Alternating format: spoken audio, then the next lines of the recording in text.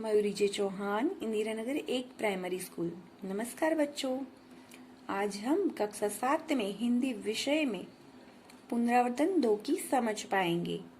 प्रश्न 1, शब्दकोश में से शब्द को अर्थ को खोजना है और उसका अर्थ यहाँ पर लिखना है। मंजिल यानी लक्ष्य, चाम यानी चमड़ा, निराला यानी अनोखा, तरुवर यानी वृक्ष, इरादा यानी निश्चय या विचार, तराना यानी गीत, भस्म यानी राख, सूप यानी अनाज साफ करने का साधन, चटकाए यानी खींचकर झटके से, उपाधि यानी पदवी। प्रश्न 2 अ, प्रश्नों के उत्तर लिखिए। पहला प्रश्न है, सभी धर्मों का सार क्या है? तो इसका उत्तर आएगा, सभी धर्मों का सार है दूसरों का भला करना। दूसरा प्रश्न, साधु कैसा होना चाहिए? तो साधु सुप जैसे स्वभाव वाला होना चाहिए, जो वस्तु का सार ग्रहण कर ले और निस्सार वस्तु को छोड़ दे। तीसरा प्रश्न, विक्रम साराभाई ने विज्ञान के अलावा किन किन क्षेत्रों में योगदान दिया? तो इसका उत्तर आएगा, विक्रम साराभाई ने विज्ञान के अलावा कला, शिक्षा और समाज सेवा के क्षेत्र में योगदान दिया। उसके बाद चौथा प्रश्न, गरीब की हाय के लिए कौन सा उदाहरण दिया गया है? तो इसका उत्तर आएगा, गरीब की हाय के लिए लोहार की धौंकनी का उदाहरण दिया गया है। प्रश्न 2 का ब, प्रश्नों के उत्तर लिखिए। पहला प्रश्न, हमारे देश की विशेषता क्या है? तो हमारे देश भारत की विशेषता है कि यहाँ भिन्न भिन्न रंग, रूप, पहनावे वाले और अलग अलग भाषाएं बोलने वाले लोग रहते हैं। इसके बावजूद हम सब एक है। इस तरह विविधता में एकता ही हमारे देश भारत की विशेषता है। दूसरा प्रश्न, तुलसीदास सबसे हिलमिल कर रहने को क्यों कहते हैं? दूसरे प्रश्न का उत्तर आएगा, सबसे हिलमिल कर रहने से आपस में प्रेम भाव बढ़ता है। एकता ही मुख्य है जो हर एक व्यक्ति के बीच में रहनी चाहिए। एकता की भावना दृढ़ होने से लोग एक दूसरे को सहयोग देते हैं। सबको सुख, शांति और सुरक्षा मिलती है। इसलिए तुलसीदास सबसे हिल मिल कर रहने को कहते हैं।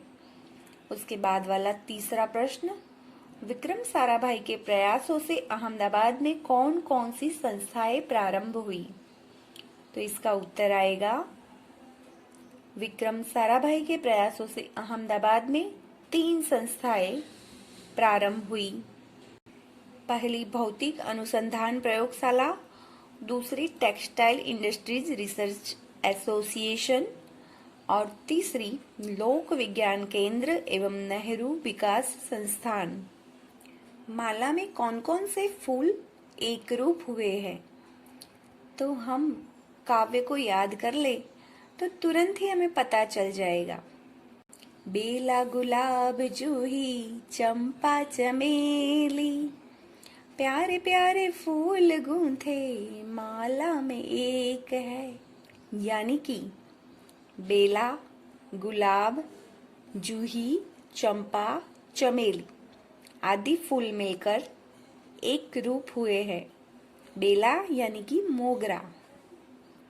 प्रश्न 3, परिच्छेद में योग्य विराम चिन्ह लगाइए। परिच्छेद देखते हैं। इस पर जीर्ण धन बोला, अल्प विराम, फिर इन्वर्टेड कॉमा, अरे, फिर उद्गार चिन्ह, सत्यवादी सेठ, अल्प विराम, यदि बाज तेरे लड़के को उठाकर नहीं ले जा सकता, अल्प विराम, तो मेरी 1000 भार की तुला को चूहे कैसे खा सकते हैं? प्रश्नार्थ चिन्ह। अगर तू अपने बेटे को चाहता है, अल्प विराम, तो पहले मुझे मेरा तराजू वापस कर दे, पूर्ण विराम और इन्वर्टेड कॉमा करना है। प्रश्न 4, शब्दों को उचित क्रम में रखकर अर्थपूर्ण वाक्य बनाइए। पहला है, नदी हम बैठे के थे किनारे, यानी हम नदी के किनारे बैठे थे।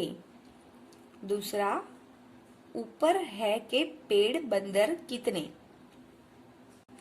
इसे उचित क्रम में रखने से ऐसा वाक्य बनेगा, पेड़ के ऊपर कितने बंदर है। तीसरा, वणिक रहता एक था किसी नगर में। इसका सही होगा, किसी नगर में एक वणिक रहता था। चौथा, 2 इनका कर हुआ माल सामान लूटा इन्हें वापस। इसका सही वाक्य बनेगा, इनका लूटा हुआ माल सामान इन्हें वापस कर दो। और आखिर में 5वां, दुनिया करती थी सारी इज्जत उनकी। सारी दुनिया उनकी इज्जत करती थी। प्रश्न 5, नीचे दिए गए वाक्यों में रेखांकित शब्दों के लिंग परिवर्तन करके विधान फिर से लिखिए। पहला है, आज शिक्षक नीलेश से कुछ बात कर रहे थे। तो जो शिक्षक है उसका लिंग परिवर्तन करना है और वाक्य फिर से बनाना है। शिक्षक का होगा शिक्षिका। आज शिक्षिका नीलेश से कुछ बात कर रही थी।